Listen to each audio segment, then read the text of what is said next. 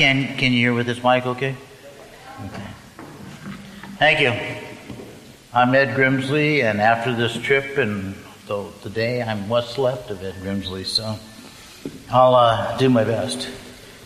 Like she was saying, when I was young, I saw my first UFOs as a small kid, 12 years old, hiking in the high mountains, and one came across and was out over the edge of the mountain and looked at me, and my dad said, "Hold still, it's a UFO." And I said, "It knows we're here."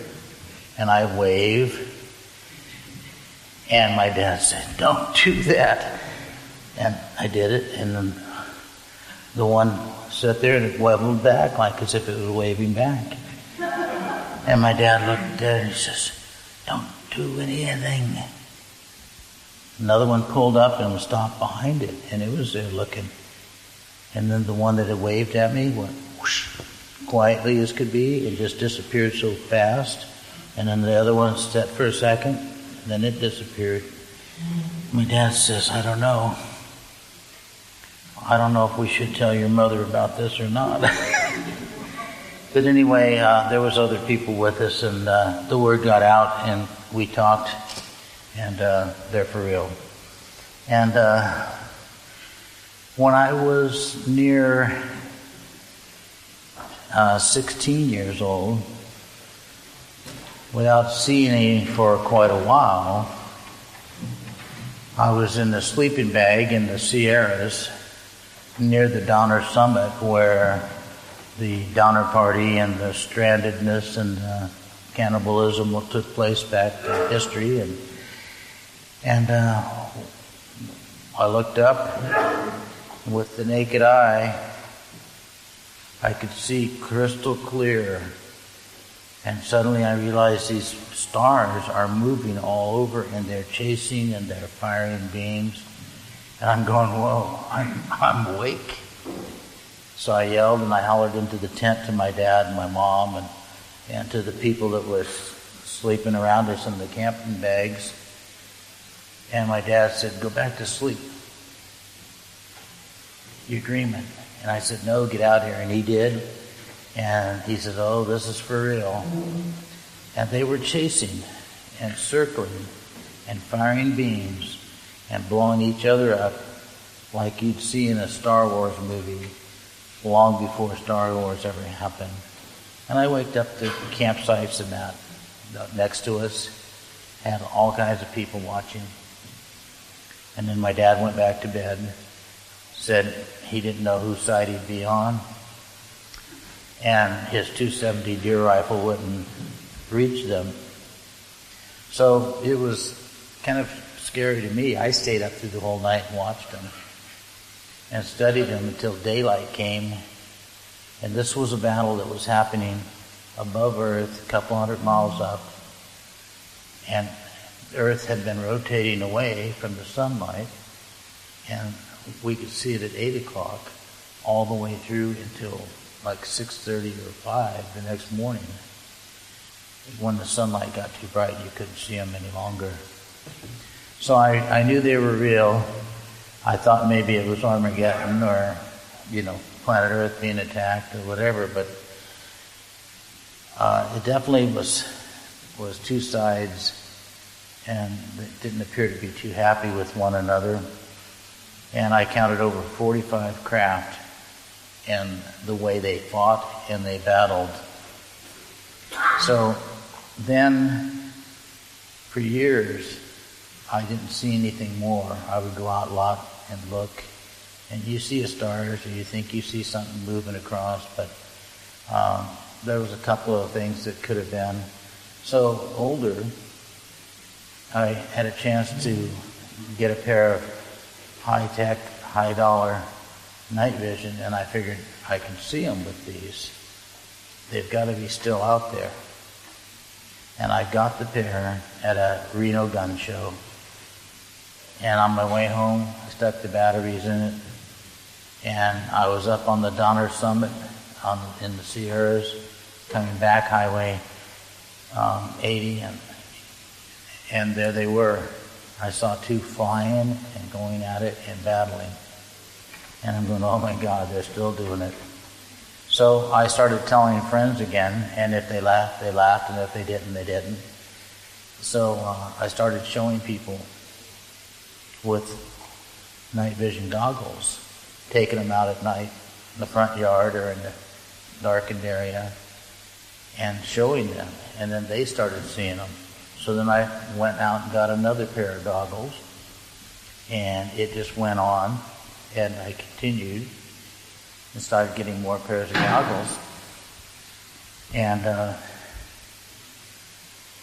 it's just amazing what you can see with the night vision goggles, high tech. Do not waste your money on low dollar goggles, because you won't be able to see. It's going to look like a cat or a dog in the backyard or something, but to see out in the stars and see these things moving, you need high quality Gen 2s or at least Gen 3s. And that's what I use, and so I got into it so much that I started having my own type made so that I could put special tubes in it and ship them overseas or other places, because you can't use the American military technology and ship it out of the country, or they want to give you a long time in prison. And I hear the federal food's not that good. And I just don't know if I want to be their cook either. So if anybody does want goggles later, I'll answer questions for you or try to help you get some or whatever. I'm on the website, www.edgrimsley.com, and then I have email of ed.grimsley@yahoo.com. But what I want to tell you is that we're going to show you a few pieces of film here. And we're going to go with Joanne Richards. I've been doing a lot of work with her, and her husband's father took Admiral Nimitz' place and was running the the International Space Program, the secret program. And then he took it over when Nimitz passed away. And Mark was one of the pilots in the international program who learned a lot, was close to his dad, and flew spacecraft and actually went into battles against other beings. And Mark later went to the U.S. program, and the other international program was phased out. And then after Mark's dad had passed away, as a commander of that international program, then Mark did that for a while, and then Mark decided to quit. And they didn't like that, and he got framed for murder, and he's in prison right now for life. I think he's been 27 or 28 years now. And I'm one of the people helping to get him out, because I know what they did to him. And they'll do it to anybody that gets in their way. And tonight, you heard some very good things about the secret space program and things that are going on. And believe me, those people, you came here, you listened, and you heard the truth. And you gotta know that's been one good conference. People that are putting it on and telling you, they're right on. So go for it. Are we ready on the clip with Joanne? Okay, this is Joanne, and her and I are doing kind of my sloppy first interview with anybody, but this is what she's going to talk about, and it's her husband that's in prison. Okay, my father-in-law was in the Air Force, starting with World War II. He was a pilot and went on to be a test pilot for many things, and was always involved with military intelligence, starting with right after the war. And he was involved with pretty much any UFO investigation that went on, and was always involved with UFO hotspots of activity. And My husband grew up being the son of an Air Force officer, so he was around a lot of things. He went into the military himself as a helicopter pilot in Vietnam, and then he went into military intelligence work, and some of his missions involved battles up in space and over the earth and on the earth and with aliens and various bad guys, but he has done several battles with aliens, and he's flown, human spacecraft, and he's flown alien technology spacecraft. Well, in my father-in-law's Air Force career, on the one hand, he was investigating UFO incidents and fighting and, defending and protecting. And on the other hand, part of his job was to provide disinformation, because as much as we think now that we should hear everything, they kept testing the public to see if the public was really ready to hear stuff, and they kept determining, no, the public was not ready to hear the whole truth. Because they would put even stuff all out these there. years later? Well, like I said, I only know about a few missions, and I have a completed report on one of them. There's, 4, but 3 basically missions that I talk about. One was in 1976. They had learned of an alien plot to invade Earth, so his dad was in command of the team that went to the Antarctic to fight against some reptilians and former Nazis who were working together at a base down there. And then there were also aliens coming in through dimensional gates over China, and Mark was in charge of the air combat. So that was... This would be right above the atmosphere in the edge of space? No, this was right above China. People, and it was like right before a huge earthquake, which was actually, I don't want to say man-made, but it was man-made. It was, there was a tectonic weapon developed between the Germans and the reptilians, and they had planted these weapons, and they caused a series of earthquakes. So there was a major one in China. I heard about that, and when this big one came overseas and 500,000 people died, I thought that it might be a test or a actual bang. Be very curious about natural disasters that are starting to happen very quickly recently. But this one was July of 1976. The battle was right before this big earthquake because they couldn't stop all of them. There are a few that did happen. Then there was one a year later in September of 77. So the first one is called the Battle of the China Gates. 1977, there was a battle out in space. There was a base that we had on the moon, and the aliens attacked that. And so we were fighting a huge fleet that was planning to invade Earth in 77, and we stopped that. And then August of 79, they were heading out towards the asteroid Vesta, like for a peace conference with some alien species.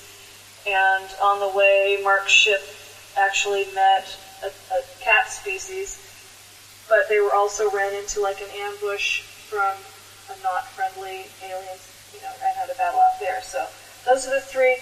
And then I have a report about an incident at the Dulce underground base. So the Battle of Vesta I have, and the Dulce I have the full manuscript for the 2 earlier ones, which I'm working on, typing and getting ready to release to the public. The alien technology spacecraft he was flying was an actual captured craft, nothing that we de-engineered. It was just an alien spacecraft, and he was pretty much the only human who was allowed to fly it because it would only accept certain pilots, and otherwise they would be killed. Well, basically, there's a couple things going on. Now, this is Joanne. This is introductory.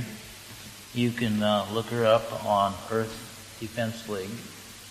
I and a lot of people are becoming members to try to help her with some of her work. Now, her husband is still in prison, and he was a pilot in the military in helicopters, and he also flew in the international program, and then when it closed down, went to work for the U.S. had to take an oath, and I like, yeah, you have permission to kill me if I open my mouth. But anyway, he quit, and he lost some friends that were in battles out in space with him, defending your planet as well as mine. And where instead of him being a hero and being recognized, he's in prison because he didn't want to continue with what was going on. Now we have another clip here that we're getting ready for you. But one is like in my hometown, I have a couple of friends that would come down and get night vision goggles in with me and look through my goggles, and we were trying to film, and we wanted to get footage of some of them fighting and blowing each other up. And it usually is up 150, 200 miles up at least when they battle, and we see it. And you can't see the battling going on unless it's real clear, and maybe you don't see it too well, like I did when I was a kid.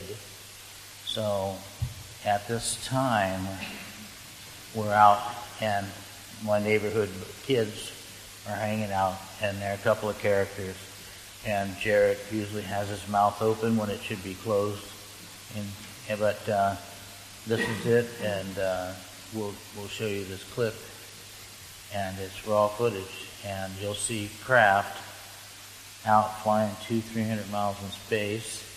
If you look carefully, you'll see some big silver ones that are shining and passing, and at certain angles you'll be able to see the domes of the ship. And there's one big silver one that we had photoed and watched it come up from the direction of the ocean, and it had a trellising object below it, and as it was going and moving, it would kind of like doing this, like it was kind of swinging. And there was 4 Delta fighters that came by very fast in the background, and it just went whoop, and it stopped, and as they went on by, you'll see streaking of them. Then it started out again, and there's quite a bit of footage of them. And if we're ready to roll that, or got it? It's a thumbs up. I think we're ready for it. This light right here. Thank you. 4 of them. 4 of them. There's 4. Yeah. Take the laser off. Whoa. Take the laser off. Take the laser off. You're killing. Oh, they're turning around, dude. They're making up. Look at 2 are separating. They're going. The 2 are squadroning over. Holy man. Hey, these don't exist, you guys. So we're just all seeing the same thing, okay? There's the silver one at the bottom. Yeah. And there's 2 other ones Look at. You see that? They that are pulled flying together. further out.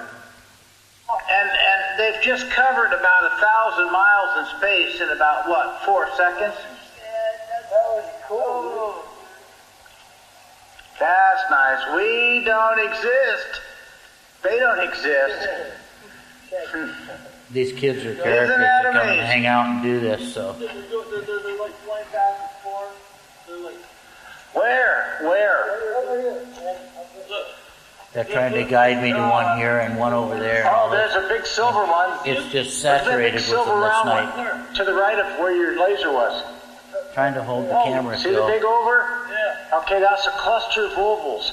See them? Hey, look, they just passed the whole school. Oh, dude, we shouldn't be shining the lights, dude. They're probably showing them off. It's hard to see, huh? That's all right. It's That's not all right. coming through good. Listen, you see that right there? Yeah. You see how you can see space in between them? You see the space in between them? Yeah. Okay, that's because there's 2 big ovals there, and they're side by side. In a moment, you'll see 2 moving across. See the dome on the top as it changes angles? Oh, we can edit your voice out, Jared. Hey, listen. There's one moving out and coming into the scene. See it? Going back and forth, you know, like what? One going to the right, the other one to the left. Now we're kind of swaying back and forth. Well, the ones we just filmed, we got them. And they were covered so much. This is filmed with Then a you saw another squadron right after. camera hooked to the back on one side and looking through the other side. I'm going to try to catch up And with this set of ovals wherever they went to now, but they're moving. Hey, those little ones? Yeah. They're going really fast in the squadron. there's two. There's one going across again. They're almost like they're, yeah. I start to see, but they're going so fast, man. They're going really, really fast.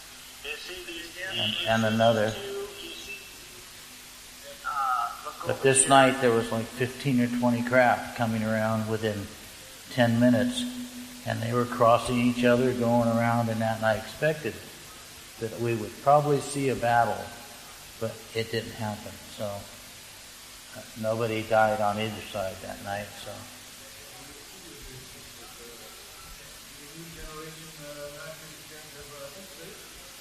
no, they don't have an input, so we have to put a camera on it and then record it and take it out later. But I'm working on stuff like that, and I've got a company in Russia helping me to build something.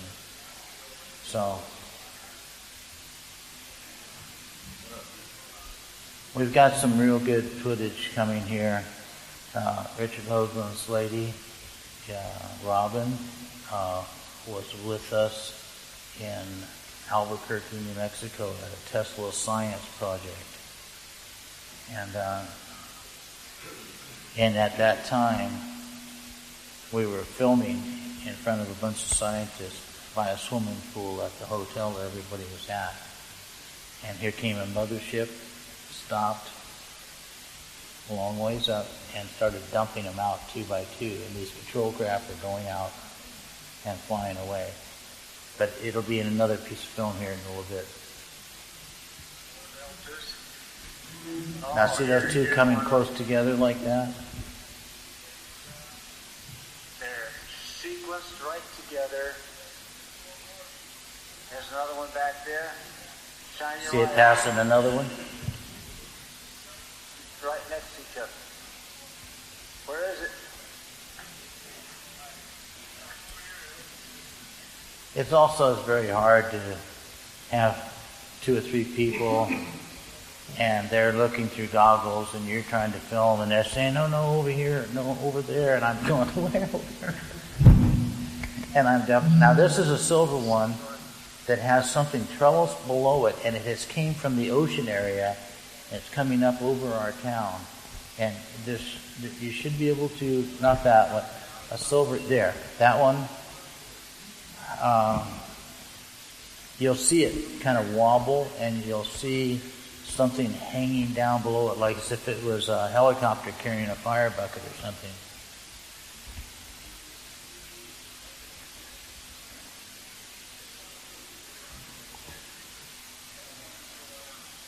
Now, you can see it's doing some weird things and shape changing and that, and then there's others that are turning and banking. And I'm filming this about 250 miles out in space with my goggles and my little camera. So I'm not an expert, but I got lucky a few times. So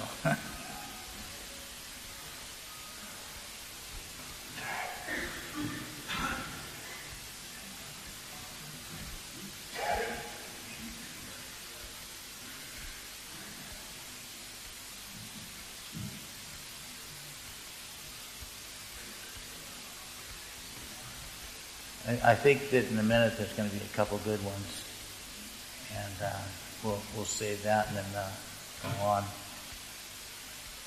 Some of the little blobs you see here and there are stars in the background, and I'm moving around with the things that you see.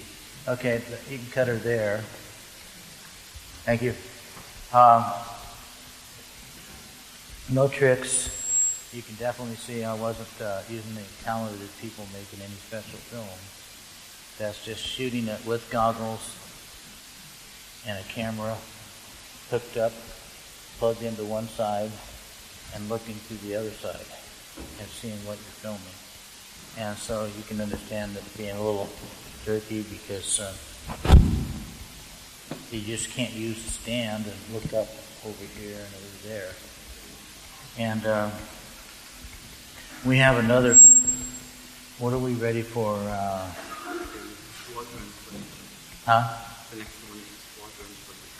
squadron footage. That's the Albuquerque.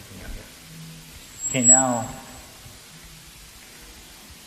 this is the part where I was in Albuquerque 3 years ago for a Tesla conference in energy, and we were filming for a lot of people and just trying to show them with a screen and recording.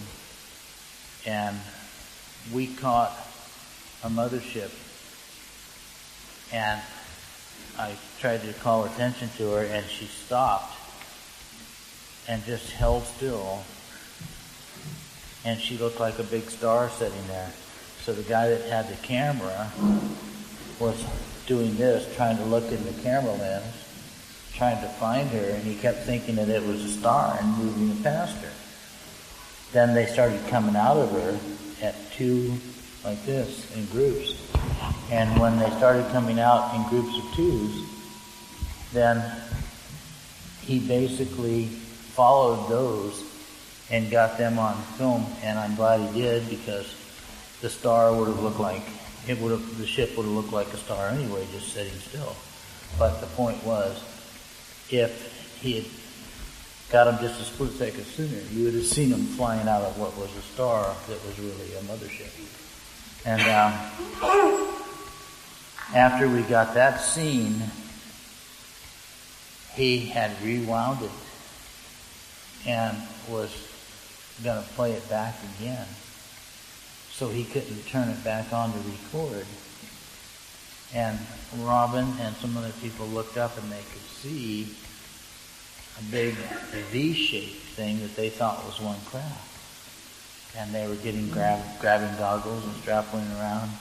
And then, as I caught them, there was 15 delta-shaped craft, about 150 miles up, going pretty fast, spaced out equally, like as if they were a battle pattern, like a fighter pattern. And we got to see those, but we couldn't put it on film because he had just played that back, and we would have played over what we had just filmed. So it is what it is. So when you go ahead and we'll be ready here. There'll be 7 craft all total come out that you'll see. But there are 3 at the very end, and 2 of them are very close together. Here they come. They're flying out from a craft back here, and they're going out to go on to patrol. And believe me, these are the real deals. Nobody playing games. The left one that seems brighter, that's because there's 2 craft there. Now pretty soon a moth will come flying out across the screen. But those, there it is. Now those are real craft, no games being played. So if you want to know if there's anything like a UFO and if it's real, there it is.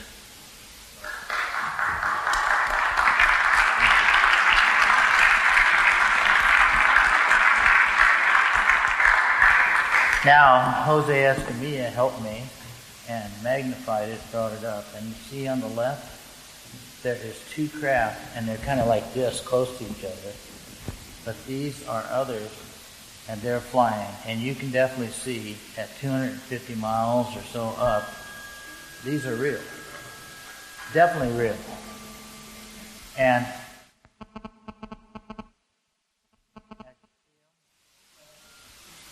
that's the same, just showing it over, and there they go. And you'll see them move a little bit and that, and they're passing stars. The other 2 are flying close. There's 7 there. And at the very last of this film, the people that were making the copy for me didn't put it in, but there was an 8th one that came out of the mothership, and it came out late, and it was going faster than hell to catch up with these others. And when it did, it pulled in, and you could just see it and the last one that was wobbling around. They dropped in and became their form. So, thank you. Now, people ask about UFOs and are they real? and what do they do in that. And let me tell you, they are probably the realest thing on this whole planet. And the activity that I see by taking groups of people out, some of the things we see, it's unbelievable. And in Laughlin, Nevada, 3 years ago, there was about 120 people out with me, and we had a TV set up. We had like 20 pair of goggles hooked up with a movie, and the movie plugged in from the camera to the TV, and people were watching them, and we were seeing an average of probably 20 or 30 satellites in the night, 40, 50 craft. We'd see them 3 together and turning in a pattern going across. And we saw one large mothership. And when I say a mothership, it's very big and it's very bright. It's a craft that is like maybe 600-700 feet across. It's usually a circular craft. And it can stop and start and do whatever it wants. And I have seen them and recorded it, having craft go out and come in. We have filmed actual battle and tried to communicate with the supposed properly authorities. And they played some games on me, and so I don't talk to them anymore. I don't care if they are my government. But anyway, a lot of footage and a lot of things are going on my website. We're putting it up so that I have one in San Diego area and one that I keep up in Calistoga in the Napa Valley. And we're going to be putting a lot of people's footage on. But the first thing we're going to do is we're going to look at it and see if it's real. I've got people that are putting footage on YouTube someplace, and some of it's real good and some of it's real stupid. And they're claiming that it's me that put it on there, and it's not. So I have to worry about people putting some bad stuff out there and claiming it's me so that maybe they can try to debunk me of that. And one fellow put up stuff, said it was sand. He said it was a squadron of UFOs. And I looked at it when I saw it. I said, who put that on? And it said, I did. And it was a bunch of sand cranes flying in the dark. And he was filming them. And it turned out that he was one guy that came up to one of my skywatches and was learning how to skywatch, and bought him a pair of cheap goggles, and he was filming it, and he wanted it to go out there, and so he said it was me. So we had a little discussion about that, and he decided he wouldn't do that anymore. And see, the thing is that the things that I see and that I know about and what is going on, there's so much, and it's so true, and it's out there, and it's real. And I'm trying to tell the people the truth, because all of you need to know the truth. And I'm going to tell you, the governments are not telling you the truth. They're lying to you. NASA's not telling you the truth. They're lying to you. Some people call it NASA. I call it Nazi. It's unbelievable. And I see craft that look like a delta shape that looks like the Concorde jet that crossed the ocean and that. And I see them flying in groups of 2 or 3, and they are so fast that they're up 100 miles, 200 miles up, and they're so fast they cross the whole sky when you first see them. Depends on what place you see them. They cross in 5 seconds, 7 seconds if you see them in the beginning. If not, you catch them right overhead. You say, there, and you look, and there they go. They're 3 seconds gone. Okay? Now, that's some of the things that you can see. We see them sometimes way out there, 400 or 500 miles out with a squadron. The other thing is that we see things that look like a soap bubble, like kids blow a soap bubble. It looks like an orb. And they'll fly overhead or buy a house or a subdivision. And some of you may have seen it if you have any goggles or a special camera, but to the naked eye you can't see it. And I have had him over a subdivision that I went back the next day to see if anything special took place in that subdivision, and somebody had died there. And so when I saw that bubble, I wondered if it was a spiritual vehicle that might come to get your spirit or help you back or whatever. But they're for real, and it's just some of what you're going to see with night vision goggles. And I think that what I've started around the world and how I've got people getting involved and happening, I think you're going to see a lot more of it. And we don't have much time. Today has been kind of going, so I've been asked to close the door. But before I do, I want to tell you that Richard Hoagland and Richard Dolan put on some real good information for you.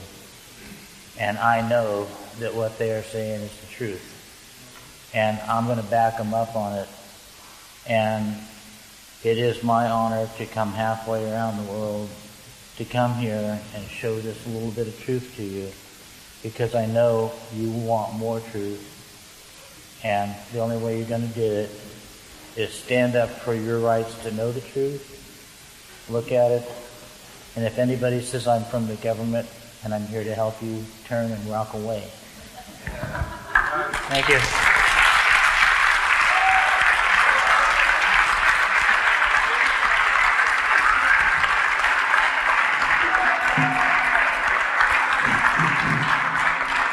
Well, thank you, Ed Grimsley, for your very interesting presentation.